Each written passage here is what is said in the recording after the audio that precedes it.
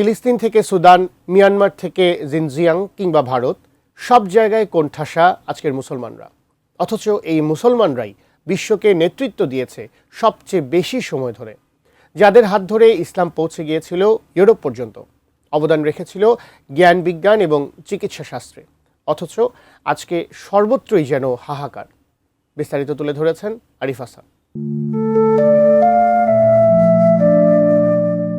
ইতিহাসের পাতায় একসময় যাদের নাম ছিল অপরাজেয় যোদ্ধা, শ্রেষ্ঠ বিজ্ঞানী আর ন্যায়পরায়ণ শাসক হিসেবে, সেই মুসলিম উম্মাজ নিজ ভূখণ্ডে পরবাসী, মজলুম কিংবা কোণঠাসা।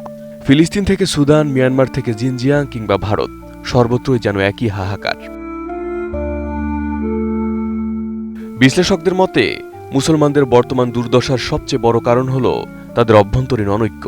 পবিত্র কোরআনে সূরা আনফালের ৪৬ নম্বর আয়াতে আল্লাহ তাআলা স্পষ্টভাবে সতর্ক করে বলেছেন, তোমরা আল্লাহ ও তার রাসূলের আনুগত্য করো এবং নিজেদের মধ্যে বিবাদে লিপ্ত হও না, অন্যথায় তোমরা সাহস হারিয়ে ফেলবে এবং তোমাদের শক্তি বিলুপ্ত হবে।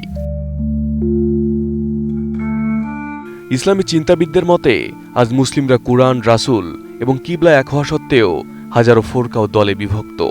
আলেমদের ব্যক্তিগত জেদ আর ক্ষুদ্র আকীদাগত পার্থক্যকে কেন্দ্র করে একে অপরকে কাফের বা বাতিল বলার প্রবণতা মুসলমানদের বৈশ্বিক শক্তিকে শূন্যের কোঠায় নামিয়ে এনেছে। ফলে শত্রুরা খুব সহজেই এক একটি মুসলিম জনপদকে বিচ্ছিন্নভাবে আক্রমণ করার সুযোগ পাচ্ছে। দেশের মানুষকে প্রতিদিন সুরক্ষিত রাখার প্রত্যয় নিয়ে এলো সেফ রাউন্ড সুইচ। রাসূলুল্লাহ সাল্লাল্লাহু আলাইহি ওয়াসাল্লাম বর্তমানে পরিস্থিতির ভবিষ্যৎবাণী করে গিয়েছিলেন। তিনি বলেছিলেন, একসময় শত্রুরা তোমাদের ওপর সেভাবে ঝাঁপিয়ে পড়বে যেভাবে ক্ষুধার্তরা দস্তরখানের ওপর ঝাঁপিয়ে পড়ে। সাহাবায়ে কেরাম যখন জিজ্ঞেস করলেন, আমরা কি তখন সংখ্যায় কম থাকব? তখন তিনি উত্তর দিলেন, না, তোমরা সংখ্যায় হবে অগণিত, কিন্তু তোমরা হবে প্লাবনের স্রোতে ভেসে যাওয়া আবর্জনার মতো। আর আল্লাহ তোমাদের শত্রুদের অন্তর থেকে তোমাদের ভয় দূর করে দেবেন এবং তোমাদের অন্তরে ওয়াহান ঢেলে দেবেন। সাহাবীরা জিজ্ঞেস করলেন, ওয়াহান কি? তিনি বললেন, দুনিয়ার প্রতি মোহ এবং মৃত্যুকে অপছন্দ করা। আজ মুসলিম বিশ্বের হাতে অঢেল প্রাকৃতিক সম্পদ, অর্থ থাকা সত্ত্বেও তা কেবল ভোগবিলাস আর আরামায়েশে ব্যয় হচ্ছে।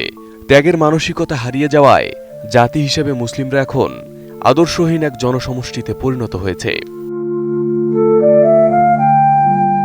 ইসলামের স্বর্ণযুগে আলেমরাই ছিলেন শ্রেষ্ঠ বিজ্ঞানী, কিন্তু সময়ের পরিক্রমায় মুসলিমরা কুরআনকে কেবল তিলাওয়াত আর ধর্মীয় আচার অনুষ্ঠানের মধ্যে সীমাবদ্ধ করে ফেলেছে।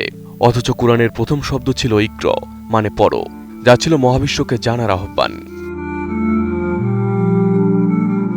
ইসলামী জ্ঞান অনুসন্ধান করেই তৎকালীন মুসলিম চিকিৎসকরাই প্রথম হাসপাতাল ব্যবস্থা এবং শল্য চিকিৎসার আধুনিক যন্ত্রপাতি উদ্ভাবন করেছিলেন। আধুনিক চিকিৎসা বিজ্ঞানের জনক ইবনে সিনা, আল রাজি, আল জাহরাবির মতো চিকিৎসকরা চিকিৎসা ব্যবস্থাকে পাল্টিয়ে দিয়েছেন।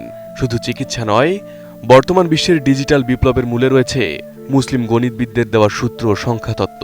রয়েছেন বীজগণিতের জনক মুহাম্মদ ইবনে মুসা আল খাওয়ারিজমি, ঘাত সমীকরণের সমাধান এবং জ্যামিতিক বিন্যাসে অসামান্য অবদান রাখা ওমর খৈয়াম এবং প্রথম বীজগণিত ইন্ডাকশন পদ্ধতির প্রবর্তনকারী আল কারাজি। এছাড়া পদার্থ, জ্যোতির্বিজ্ঞান, রসায়ন ও ভূগোল এবং সমাজবিজ্ঞানের জনক এই মুসলমানরাই। এমনকি বিশ্বের রণকৌশলে আজও খালিদ বিন ওয়ালিদকে অনুসরণ করা হয়। অথচ আজ প্রযুক্তির জন্য মুসলিমদের অমুসলিম বিশ্বের দিকে তাকিয়ে থাকতে হয়। সামরিক শক্তি থেকে শুরু করে চিকিৎসা, সবখানেই তারা এখন অন্যের ওপর নির্ভরশীল। সূরা আনফালের ৬০ নম্বর আয়াতে আল্লাহ বলেছিলেন, তোমরা শত্রুদের মোকাবিলার জন্য সাধ্যমতো শক্তি ও অশ্ববাহিনী প্রস্তুত রাখো। আধুনিক যুগে শক্তি মানেই হল প্রযুক্তি ও বিজ্ঞান, যা অর্জনে মুসলিমরা চরম ব্যর্থতার পরিচয় দিয়েছে। ইসলামী চিন্তাবিদদের মতে বর্তমান সংকটের বড় একটি অংশ জুড়ে আছে কট্টরবাদী আলেমদের অনমনীয়তা। নবীজি সাল্লাল্লাহু আলাইহি ওয়াসাল্লাম সাবধান করেছিলেন, শেষ জামানায় আলেমদের মধ্যে এমন এক দল আসবে যারা হবে ফিতনার উৎস। যখন জ্ঞান বিতরণের চেয়ে অন্যের ভুল ধরা এবং নিজের শ্রেষ্ঠত্ব প্রমাণ করা বড় হয়ে দাঁড়ায়, তখন সাধারণ মানুষ দিকভ্রান্ত হয়ে যায়। কোরআনের নির্দেশ ছিল প্রজ্ঞার সাথে দাওয়াত দেওয়ার, কিন্তু তার বদলে এখন চলছে ঘৃণার চাষাবাদ। এই সংকট থেকে উত্তরণের সমাধানও আল্লাহ বলেছেন। সূরা রাদের 11 নম্বর আয়াতে আল্লাহ বলেছেন, নিশ্চয়ই আল্লাহ কোনো জাতির অবস্থা পরিবর্তন করেন না যতক্ষণ না তারা নিজেদের অবস্থা নিজেরাই পরিবর্তন করে। Arif Hasan, ATN news.